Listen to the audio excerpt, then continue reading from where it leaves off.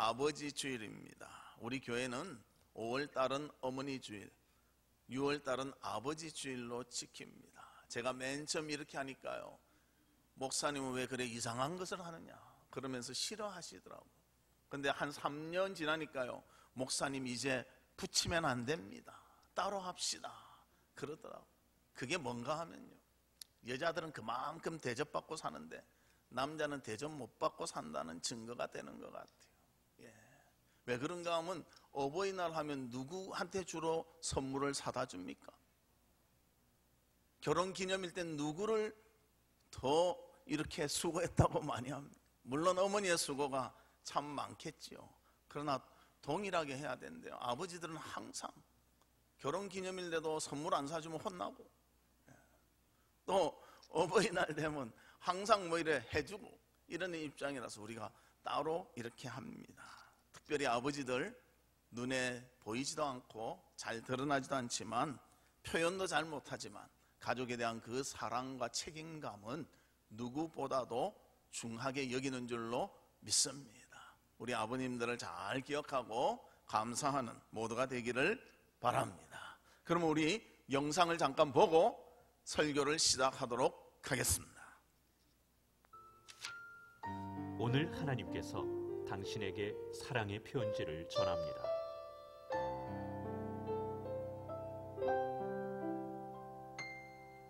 Por esta vez yo quiero decir lo que Cristo significa para mí.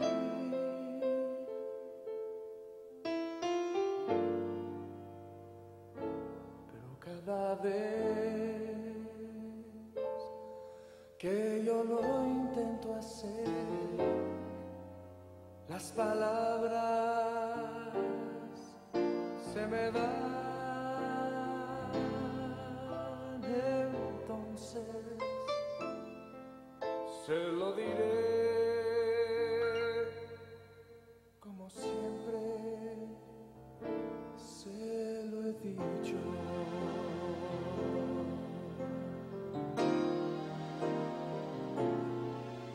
Te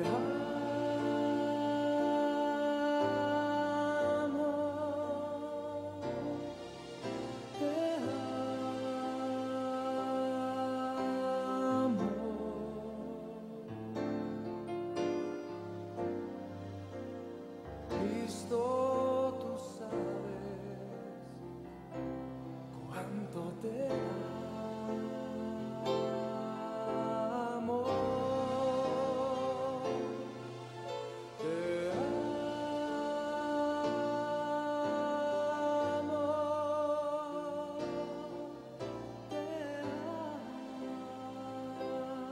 amo.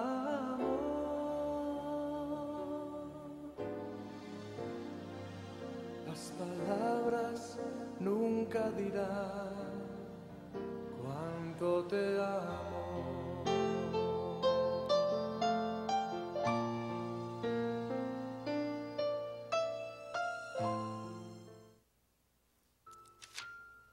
오늘 하나님께서 물론 저 당신에게 내용이 사랑의 하나님이 편지를 우리에게 전합니다. 주시는 사랑을 표현했지만 우리 아버지들도 하나님과 똑같은 마음으로 우리 가족을 사랑하고 함께 주는 줄로 믿습니다.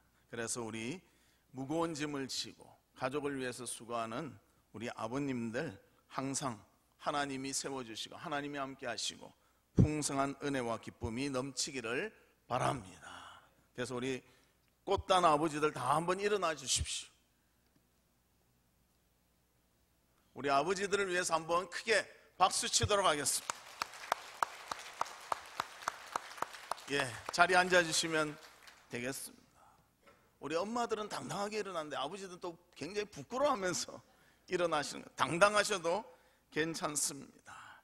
그래서 우리 아버지들 항상 박수 받으시고 또 어깨에 힘을 쫙 주시고 가족들을 위해서 수고하는 것, 가족들이 모르는 것 같지만 가족들도 알고 있습니다. 위로받으시고 힘을 얻으시기를 바랍니다. 오늘 본문에 보면 가족을 사랑하고 자신의 책임을 끝까지 감당하는 아버지로서의 욥의 모습, 특별히 신앙의 모습을 보여주고 있습니다. 욥은 하나님을 경외한 사람이었고 아들 7과 딸 3을 둔 아버지였습니다.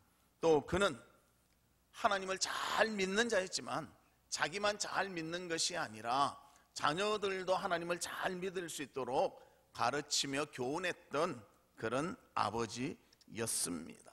무엇보다도 하나님 앞에 경건하게 믿음으로 바르게 살기를 간절히 원했던 사람이 바로 욥이었습니다. 오늘 욥을 살펴보며 하나님이 주시는 교훈을 받고 은혜를 받는 이 시간 되기를 주님의 이름으로 축복합니다. 그러면 첫 번째로 욥은 어떤 사람이었는가? 자신의 일에 충실한 신앙의 사람이었다는 것입니다. 즉 자신의 일에도 충실하고요, 신앙생활도 열심히 했던 사람이 바로 욥이었다는 것을 보여주고 있습니다. 아버지의 역할은 과연 무엇인가? 자녀들에게만 맞춰져 있는 것이 아니지요. 온 가족에게 맞춰져 있습니다. 진정 어떻게 사는 것이 가족에게 유익하며 어떻게 사는 것이 가족에게 축복이 될 것인가, 이 삶의 가치를 알고 이것을 위해서 최선을 다하는 자들이 바로 아버지이십니다. 그리고 모든 책임을 그들이 진다는 것입니다. 그래서 아버지들은 어쩔 때는 바빠서 시간을 자녀들과 같이 보내지를 못합니다. 가족들과 보내지를 못합니다. 또 자녀들이 아버지의 훌륭한 모습을 직접 보지도 못하는 경우가 많습니다. 그러나 이런 경우는 많습니다. 우리 아버지에 대해서 나는 잘 몰랐는데 주변의 사람들이 아버지를 평가하는데 존경하고 훌륭하다. 그럴 때 자녀들은 그 아버지를 존경하며 사랑하며 기뻐한다는 것입니다. 아버지들은 직접 자신의 그것들을 말 많이 하지 않습니다. 그냥 집에 오면 가만히 있다가 또 자기의 시간이 되면 자기의 일을 하신 분이 아버지들이십니다. 그래서 다른 사람의 평가를 듣고 그 가족들이 아버지를 존경하는 경우도 많다는 것입니다. 욥도 그렇게 인정받았던 사람이었습니다. 자신의 일에 충실한 사람이 바로 욥이었습니다. 그래서 3절 말씀에 보면 동방의 사람들 중에서 가장 훌륭한 사람이 욥이다. 누가 평가했습니까? 하나님이 평가하셨습니다. 그래서 그는 사람들에게 인정받고 사람들에게 존경받으며 삶을 살았습니다. 그리고 욥도 똑같이 그들의 자녀를 진심으로 사랑했을 것입니다. 그리고 그 훌륭함도 자녀들이 눈으로 익히며 또 들으며 보았을 것입니다. 어떤 통계에 보니까 이렇게 나와 있습니다. 아이들은 질문을 연거푸 한다고 합니다. 그래서 보통 15세 될 때까지 질문을 많이 한대. 요즘은 이게 좀 나이가 적어지는 것 같아요. 이제 조금만 나이 들어도 말을 안 하는 것 같아요. 그런데 15세 될 때까지 이렇게 질문을 연거푸 한다는데요, 약 50만 번의 질문을 던진다고 합니다. 그래서 야, 정말 말이 많구나 이렇게 생각하지 마시고요, 특별히 아버지들 원래 집에 가면 입을 많이 다무시지만 우리 아이들 교육과 신앙을 위해서 좀 질문에 답해 주시기를 바랍니다. 이때가 아이들을 인간적으로 키우는 좋은 교육의 기회고요, 신앙 교육을 시킬 수 있는 좋은 기회라는 것입니다. 그래서 50만 번 물을 때 50만 번 잘 대답하면 아이들이 바른 길로 가고 바른 신앙을 가질 줄로 믿습니다. 그래서 플로리다 주립대학 교수 밀즈라는 박사는 자녀에게 미치는 아버지의 영향, 그런 책에서 이렇게 적었다고 합니다. 아버지가 그 자녀에게 깊은 관심을 나타내 보일 때 그 자녀의 자신감은 고조된다. 그러니까 아버지가 자꾸 자녀에 대해서 관심을 가질 때요, 자녀는 자신감이 높아진다는 것입니다. 그래서 아이들에게 아버지의 행동에 본이 인식되면, 롤 모델로 인식이 되면 그들은 그것을 기뻐하고요, 어머니는 나를 보살펴주는 자다, 그렇게 인식을 많이 한다는, 아버지는 롤 모델이라고 어머니는 나를 도와주는 자다, 이런 생각들을 많이 한다는 것입니다. 그래서 가정에서 자라다가 학교를 가게 될 때 아버지로 인해서 많은 영향을 받은 아이일수록 학교 생활을 잘하고 자신감이 있고 사교성이 있고 지적으로 더 발달된다고 밀즈 교수가 그렇게 연구를 말했습니다. 그래서 우리 아버지들, 물론 입이 무겁고 조용하실 줄 알지만요, 자녀들의 질문에 대해서는 대답해 줄 수 있는, 더불어 아내의 대답에 대해서도 대답해 줄 수 있는, 질문에 대해서도 대답해 줄 수 있는 모두가 되시기를 주의 이름으로 축복합니다. 욥은 자녀들에게 관심이 많았습니다.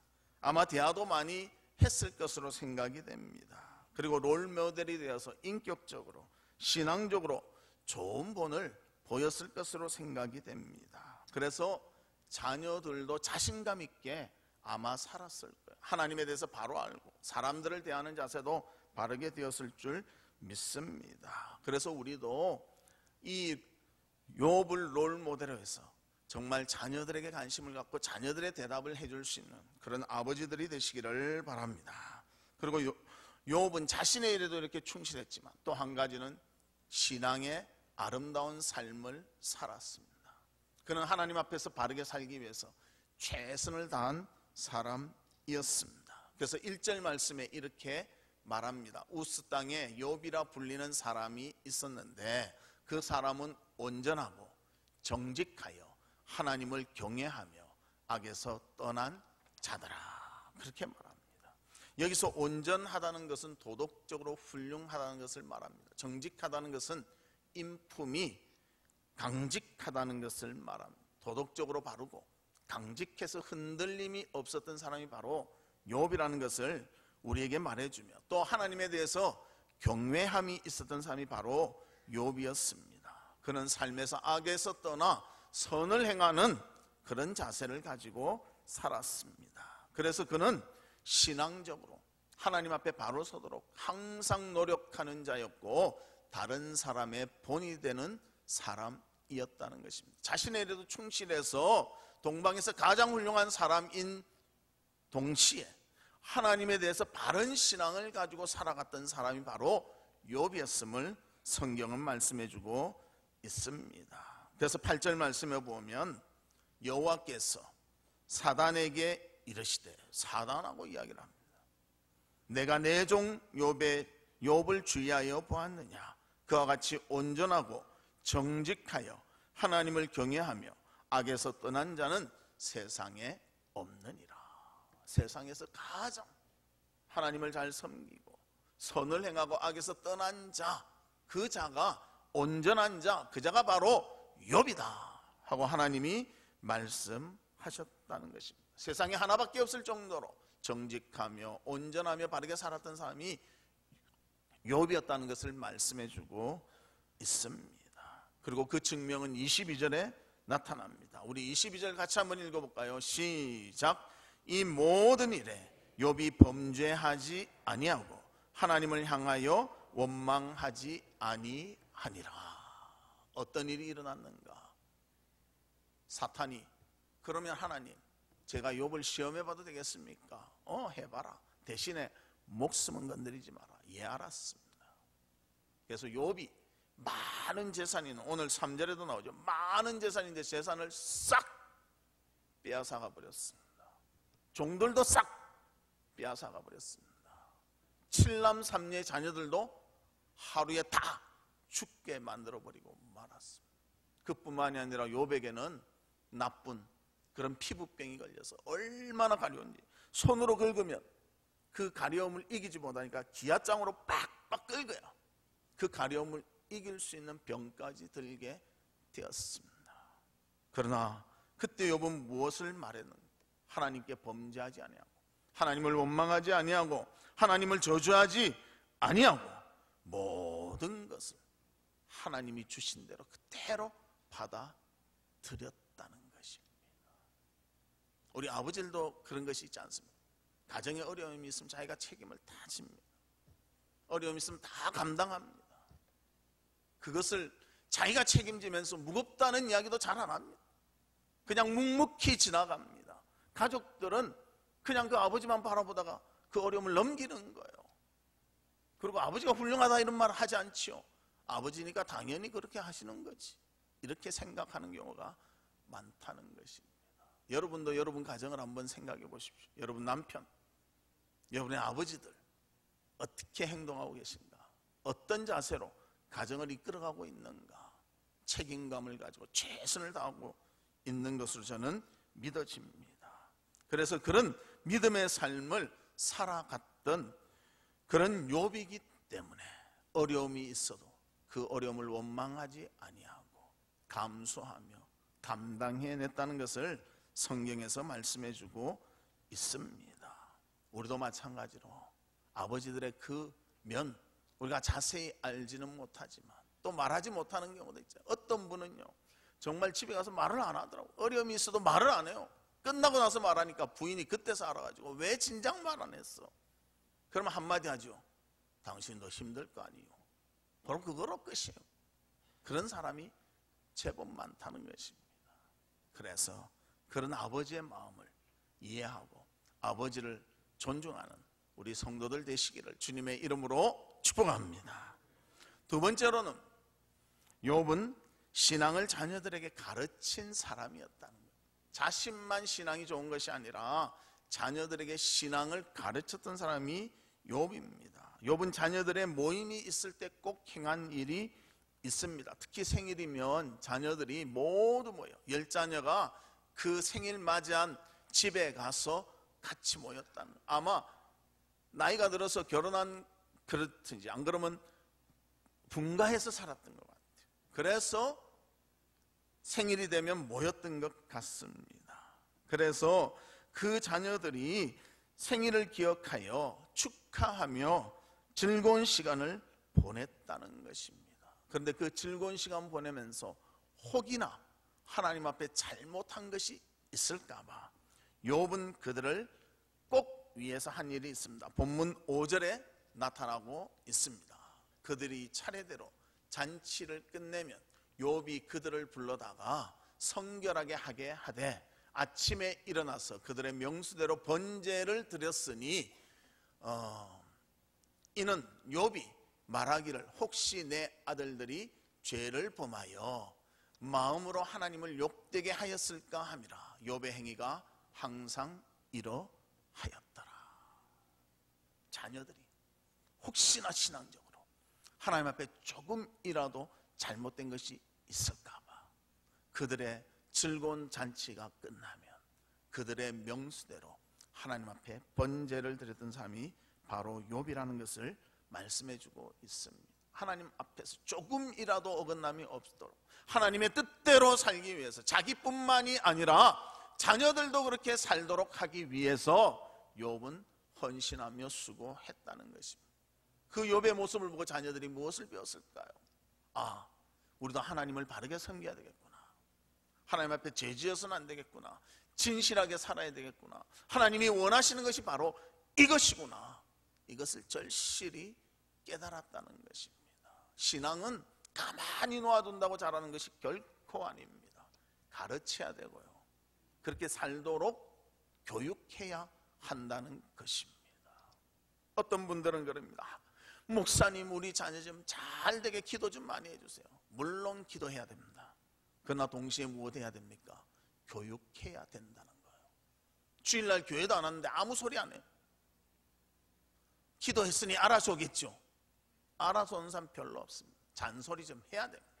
왜 주일을 어기느냐? 하나님이 제일 싫어하는 것이 무엇인지 아느냐? 5계명이 뭔지 아느냐? 안식일을 기억하여 거룩히 지키라고 했다. 부모인 나도 지키는데 너도 따라하거라. 이거는 말해야 되는 거예요. 그런데 아르바이트 한다고, 뭘 한다고, 돈을 벌어야 한다고 가장 중요한 신앙교육을 시키지 아니하면요, 나중에 모든 것이 무너질 수가 있다는 것입니다. 복의 근원은 누구이십니까? 복의 근원이 누구이십니까? 하나님이십니다. 아무리 내가 실력이 있고 아무리 갇혀 있어서요, 하나님이 복 주시지 않으면 복을 받을 수가 없습니다. 그런데 하나님을 저버리면 복을 어떻게 받겠습니까? 복을 받아도 임시로 받죠. 그리고 가장 큰 복이 무엇입니까? 구원의 복 아닙니까? 영원히 영생을 누리는 그 복을 누려야 되는데요, 자녀들의 영혼이 다른 일로 인해서 빼앗기게 된다면 그보다 안타까운 일은 없다는 것입니다. 그래서 자녀들을 신앙으로 가르치기 위해서 최선을 다해야 됩니다. 기도도 물론 해야 되지만 가르치기도 물론 해야 한다는 것입니다. 그래서 욥은 가정에 정말 하나님과 자녀가 만날 수 있도록 하는 중간 역할한 제사장의 역할을 했습니다. 그리고 그들이 정말 눈으로 보고 생활 속에서 느끼도록 하나님을 경외하며 하나님 앞에 바르게 사는 훈련을 하였다는 것입니다. 그래서 그도 바르게 살지만 자녀들도 바르게 살도록 하는 그 일에 최선을 다했다는 것입니다.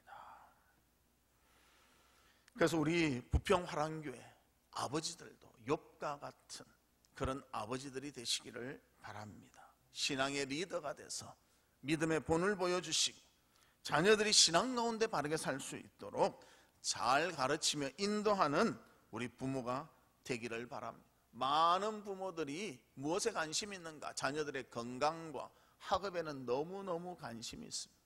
조금만 몸이 안 좋아도 병원 데리고 갑니다. 좀 약한 것 같으면 한약으로 데려서 보약을 먹입니다. 또 학업이 떨어지면요, 왜 떨어졌냐? 그러면서 학원을 바꿔가면서라도 더 좋은 학원을 찾아서라도 학업에 힘쓰게 합니다. 또 다른 것도 있지 않습니까? 그래서 그들이 정말 미리 준비도 하잖아요. 예방주사도 마치고 가해도 시켜서 준비시키기도 한다는 것입니다. 자녀의 취직을 위해서도 많이 수고합니다. 결혼을 위해서도 많이 애를 씁니다. 그런데 신앙을 위해서는 어떻게 하는가? 교회 보내면 알아서 해주겠지, 이 정도로 생각하는 사람도 많다는 거예요. 욥은 스스로가 신앙을 가르쳤습니다. 신앙의 본이 되었습니다.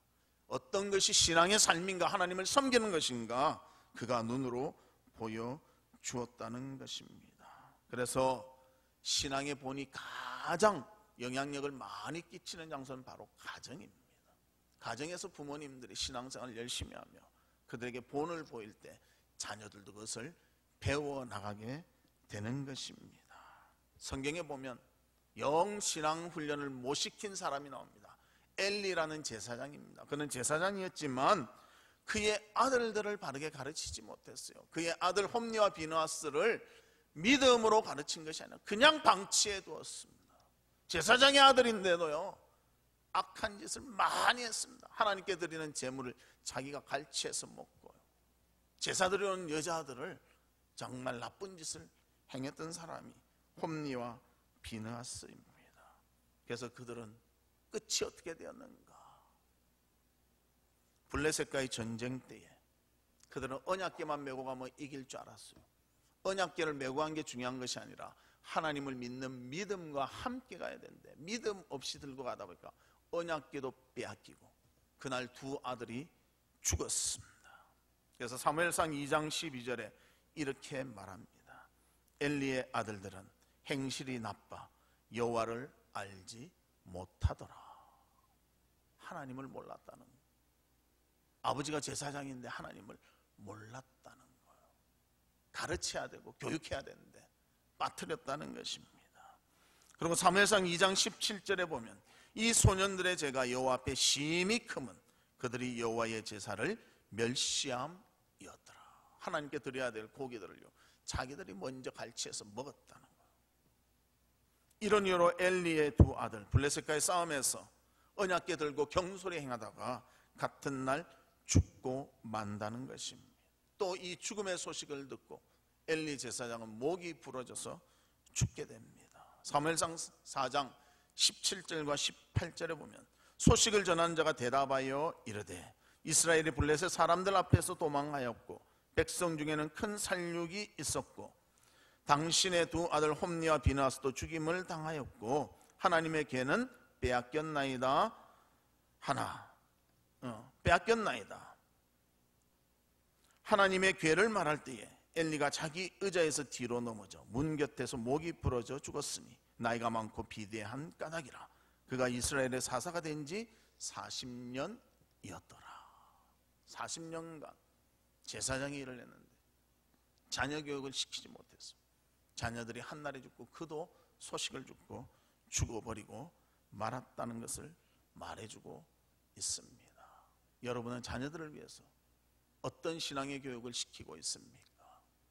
신앙이 바로 자라게 하기 위해서 어떤 노력을 하고 계십니까? 자녀들을 엘리 제사장과 같이 그냥 놓아두지 마시고 욥과 같이 부지런히 가르치며 교육할 수 있는 우리 부모들이 되시기를 주님의 이름으로 축복합니다. 그래서 신명기 6장 7절에도 이렇게 말합니다. 우리 같이 읽어볼까요? 시작. 내 자녀에게 부지런히 가르치며 지제 앉았을 때든지 길을 갈 때든지 누워 있을 때든지 일어날 때든지 이 말씀을 강론할 것이며, 하나님의 말씀을 항상 들려줘서 그 말씀대로 살아가는 자녀가 되도록 수고해야 한다는 것을 말해주고 있습니다. 유대인들은 가정에 신앙을 아버지들이 책임을 집니다. 그리고 그것을 가르칩니다. 그래서 유대인들이 뛰어난 사람들이 많은 것입니다. 유대인들 중에 노벨상 받은 사람도 많고요, 또 부자들도 많고요, 뛰어난 지식가들도 많이 있습니다. 많은 분야에서 두각을 나타내고 있습니다. 자녀를 말씀으로, 하나님의 말씀으로 지혜로 가르칠 때 그들이 뛰어난 자녀들이 될 줄로 믿습니다. 이런 아름다운 결과를 나타내는 우리 아버지들, 또 우리 성도들 되시기를 주님의 이름으로 축복합니다.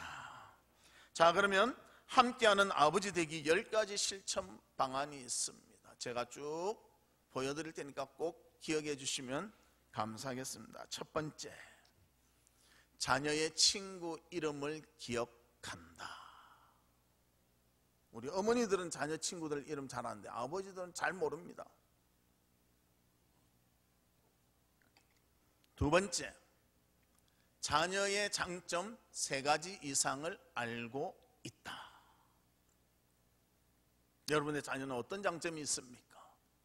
3가지 이상 알고 있어야 함께하는 아버지가 될 수가 있습니다. 세 번째, 자녀와 식사할 때는 TV나 신문을 보지 않는다. 어떤 사람 대화하면서 신문 보는 사람이 있어요.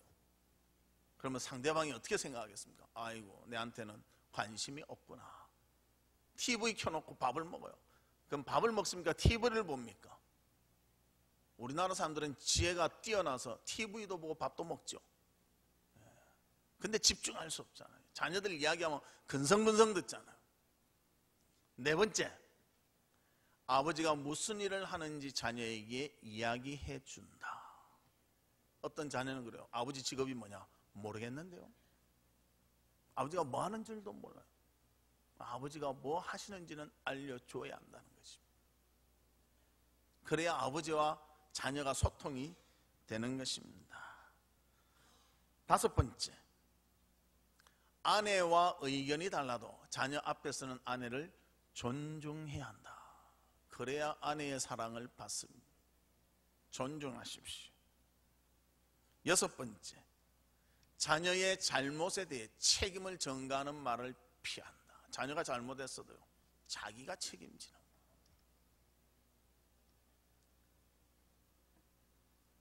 아버지 노릇하기 힘들죠?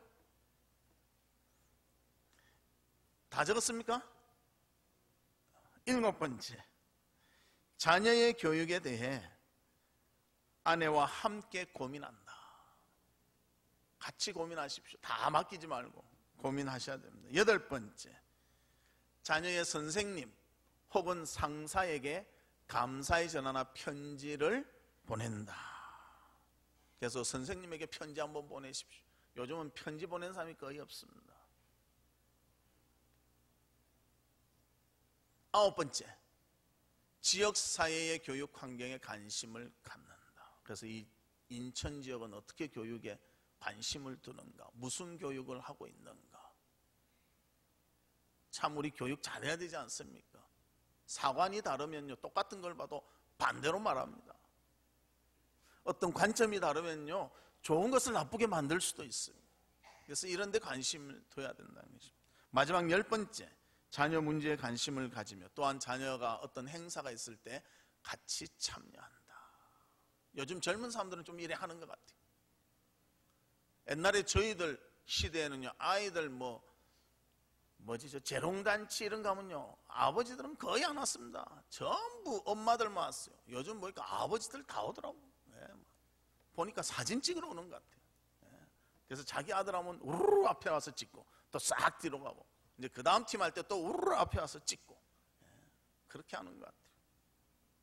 그래서 함께하는 아버지가 되기 위해서 10가지 실천 방안 기억하시고 가족과 함께하는 아버지들이 되시기를 바랍니다. 말씀의 결론을 맺도록 하겠습니다. 우리 아버지들은 말은 적고 마음으로는 가정을 사랑하지만 표현을 잘 못합니다. 그러나 언제나 묵묵히 자신의 일에 책임감을 가지고 끝까지 감당하는 분들이 우리 바로 아버지들입니다. 이것만 해도 훌륭합니다. 잘 하셨습니다. 그러나 제가 한 가지만 더 부탁드리려고 합니다. 욥과 같이 가족들의 신앙을 책임질 수 있는 그런 아버지들이 되시었으면 합니다. 그래서 아버지 주일에 제가 부담을 드리는 것 같지만 신앙으로 바로 설 때 모든 것이 하나님의 은혜 가운데 바로 설 줄로 믿습니다. 그래서 진정 신앙의 리더자로서 가정을 잘 이끌어 나가서 하나님께도 인정받고 사람들에게도 덕을 끼치는 우리 아버지들 되시기를, 또 우리 성도들이 되시기를 주님의 이름으로 축복합니다. 이 시간 우리 다 같이 통성으로